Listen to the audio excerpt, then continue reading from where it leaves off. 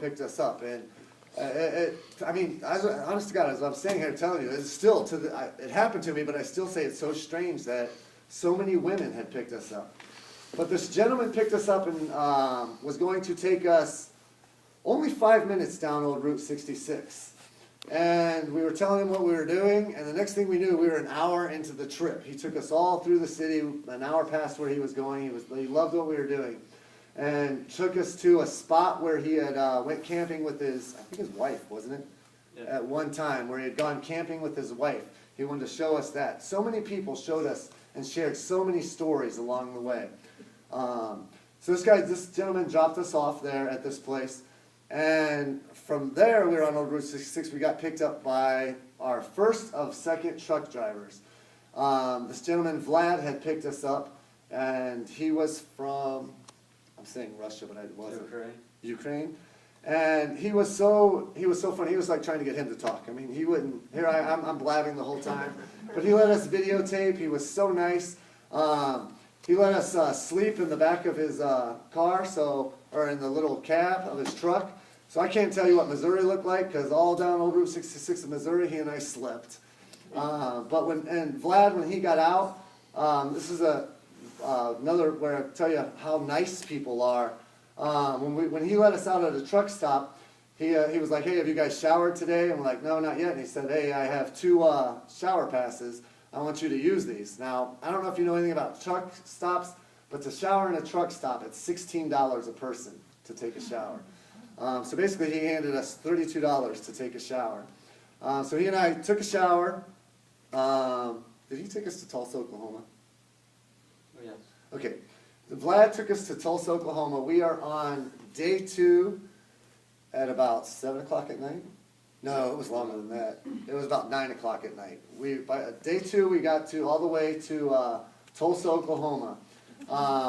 Scott and I started hitchhiking, and the police came up to us.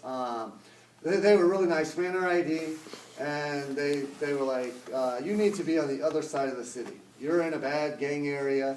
If you try to sleep here or anything," because they asked us, "Where are you going to sleep?" I'm like, "Probably somewhere right around here." And he's like, "If you try to sleep here, you're going to get mugged, you're going to get killed, something's going to happen." He said, "I advise you, please continue.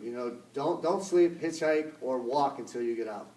So Scott and I hitchhiked for about an hour, standing at this spot. No, it was longer than that, probably 2 hours. Kept standing, and then we were like just too tired. It was probably 11, 12 o'clock at night, and we did exactly opposite of what the cop said. He and I went next to the truck stop. There was a sort of like a little wooded area, little rock ledges. We had to walk down the little rock ledges, laid our ponchos out, got underneath there, and we slept till probably about 4 or 5 in the morning. Nobody bothered us. No issues, nothing at all. You would have thought we were in a nice neighborhood. I mean, we didn't hear any yelling, no screaming, no gunfire, nothing that would make you think it was a bad area until it's daylight. And then you see all the graffiti and all the people. So we tried hitchhiking again at 7 in the morning, and it took us, I want to say, until like 5 o'clock in the afternoon to walk through Tulsa, Oklahoma. We went from the east side of Tulsa to the west side of Tulsa along old Route 66. He and I had to walk the whole way. Nobody picked us up. We were hundreds and hundreds of cars just kept going by us. It was getting so frustrating.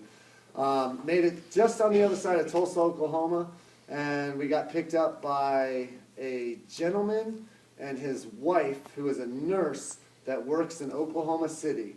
And they go to Oklahoma City. She makes more money in Oklahoma City, but it's cheaper to live out there by Tulsa where we were. So they would do the hike. He would drive her there. She would work for 3 days, and then he'd go back and get her. So they took us all the way to Oklahoma City. We got to Oklahoma City.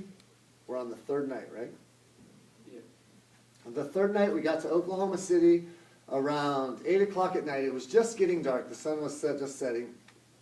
He and I decided, hey, let's try to hitchhike, this way. And somehow we got a little off of old Route 66 walking. And we had to get to the 40, I believe. Somebody had to take us to the 40 to jump back on old Route 66.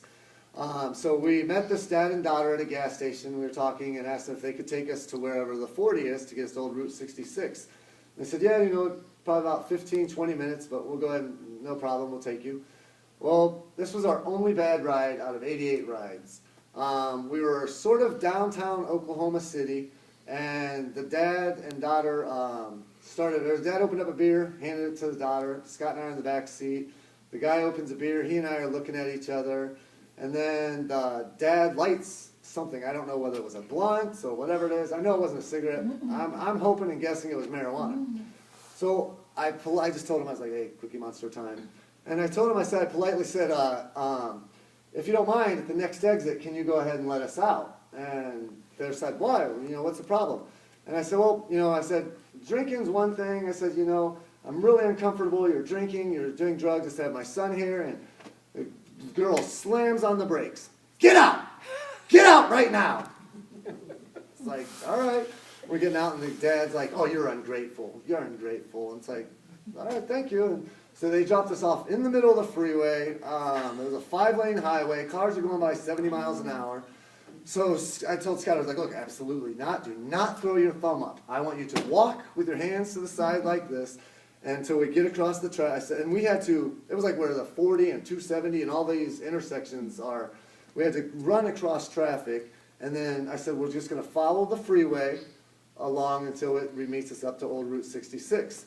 On the outside of the freeway, we climbed over the barrier, and so Scott and I, we were walking, and we're walking along the freeway, and we come to a little dip area, so we walk down, and we cross over railroad tracks, and then we have to climb back up the hill to keep walking along the freeway.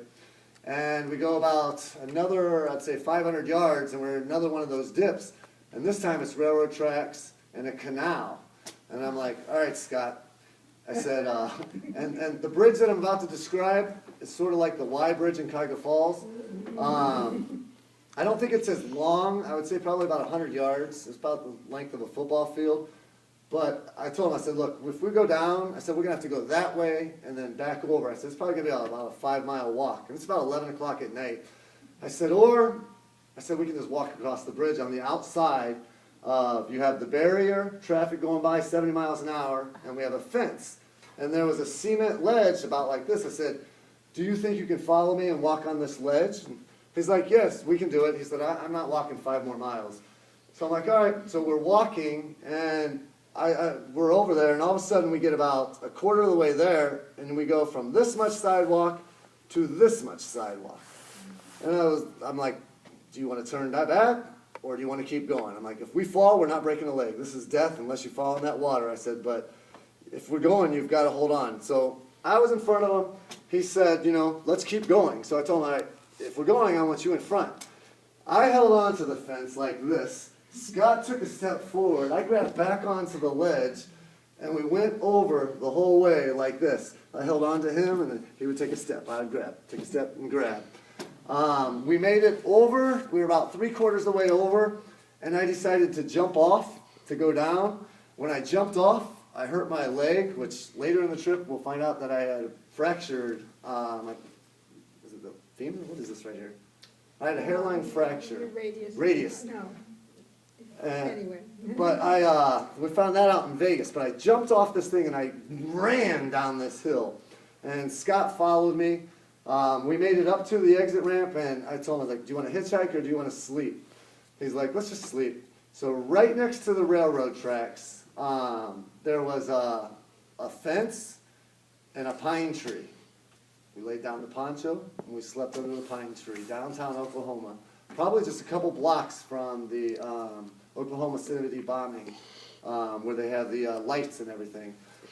We have that on video. As we're walking down the freeway, we saw the light memorial for the Oklahoma City bombing. But we slept right there. We got up in the morning and we walked through Oklahoma. Got a few more things off the bucket list. Got a bucket list for the little man there. One of the things he said along the way is try to meet a cowboy. So Scott and I, when we went to breakfast at McDonald's, sure enough, this guy, about 6'3", comes in, cowboy boots, has spurs on the back, nice hat. And I went up to him and I explained what we were doing. I'm like, can I do a video with you? And so he and I made a video and we uploaded it, and he said, hey, this one's for Jacob. Told him that his horse was out back and everything, behind McDonald's. So when I came back, that was the first thing he said is, Dad, can we go to McDonald's and meet a cowboy? But Scott and I, we're going through